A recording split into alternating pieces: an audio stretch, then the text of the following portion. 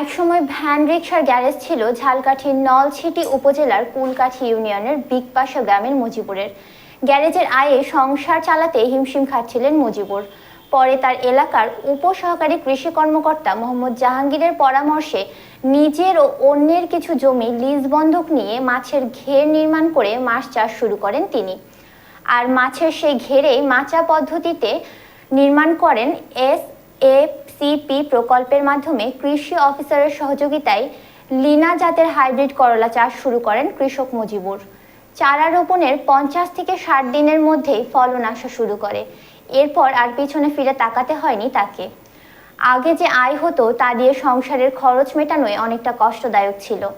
এখন তার উৎপাদিত করলা বিক্রির মাধ্যমে প্রতিদিন 1500 থেকে 2000 টাকা পর্যন্ত আয় করছেন অল্প পুঁজির মাধ্যমে। উৎপাদিত করলা 4 থেকে 5 পিসে কেজি হচ্ছে লিনা জাতের এই হাইব্রিড করলা চাষে বেশ লাভবান হচ্ছেন তিনি। গড়ে প্রতিদিন 25 থেকে 30 কেজি করলা বিক্রি করেন।